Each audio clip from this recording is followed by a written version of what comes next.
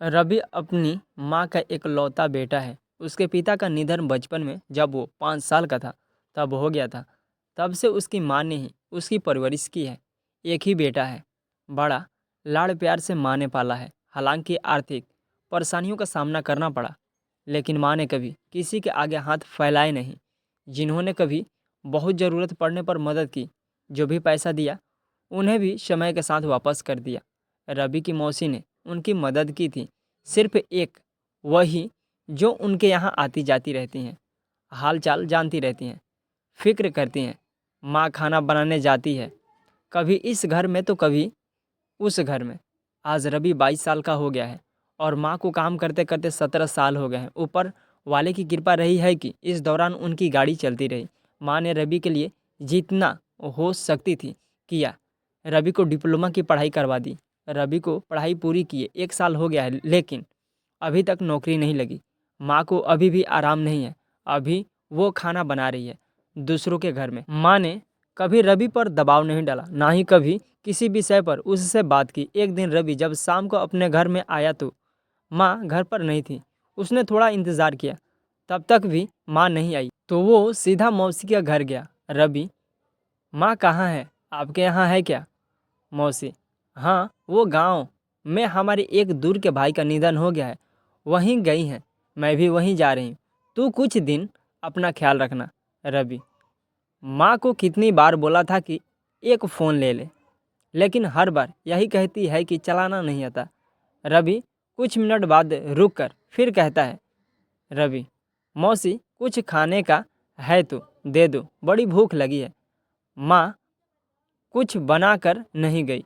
मौसी, अरे बेटा, मेरे यहाँ भी ख़त्म हो गया है और मुझे अभी रात वाली गाड़ी से निकलना है। तू कुछ बाहर से लेकर खा लेना। इतना कहकर मौसी जल्दी से निकल गई। रवि ने उस दिन बाहर से खाना खा लिया। उसे लगा था कि माँ 1-2 दिन में आ जाएगी, इसलिए जो मन किया वो खाया और उसके पास जितने थे उसमें से आधे रुपए उसमें से खर्च कर दिए। अगले दिन फिर दिन में ही उसके पास जितने पैसे थे वे सारे ख़त्म हो गए। उसने घर आकर सभी जगह जहां माँ पैसा रखती थी टटोला, डिब्बे में, कबाट में, लेकिन कहीं से कुछ नहीं मिला।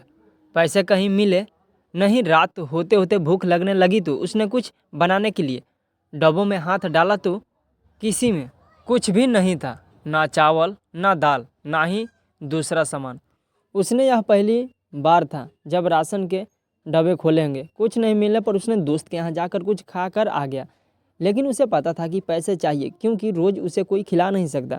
उसने मौसी को फ़ोन किया, रवि, मौसी कहाँ है? आप और माँ कहाँ हैं? ज़रा बात करवा दो। मौसी, मैं अभी ज़रा दूसरे जगह हूँ, माँ तो वहीं है, थोड़ा समय लग जाएगा मुझे जाने में।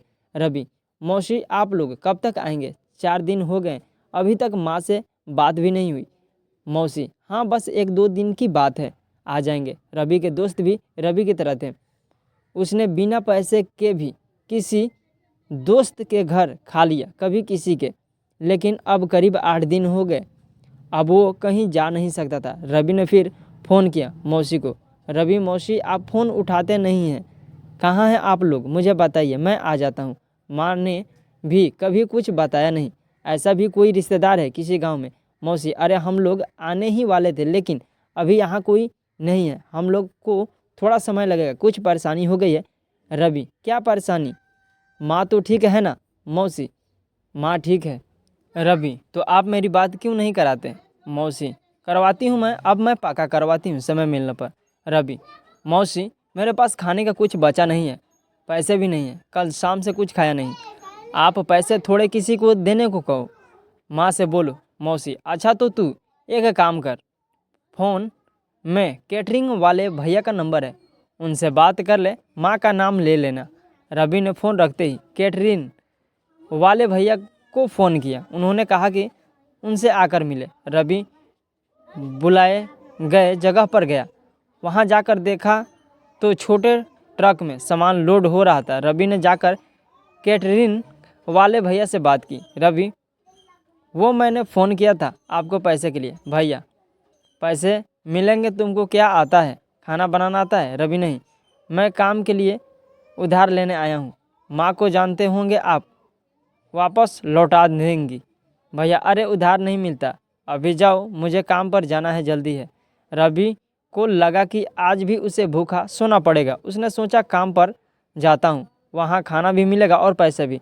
रवि अच्छा ठीक है, मैं काम करूँगा। भैया ठीक है, एक दिन का 350 दूंगा। तुम्हें खाना बनाना आता नहीं, यह बर्तन लोड करो और वहाँ धोने और इनको बराबर लाने का काम तुम्हारा। ठीक है समझ गए, एक भी कम हुआ तो पैसे नहीं मिलेंगे, जो गुम हुआ वो देना पड़ेगा। रवि ने हाँ किया और सामान गाड़ी में लोड करने लगा।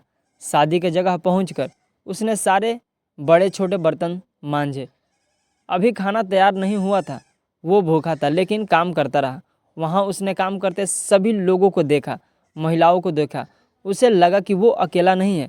जैसे उन्हें देखकर उसने कुछ सीखा। शाम हो गई, खाना तैयार होते होते उसके बाद भी खाना पहले मेहमानों को खाने को था। करीब रात 10 बजे उसने अपने लिए खाना निकाला। थाली भरी देखी तो उसके आंखों से आंसू आ गए।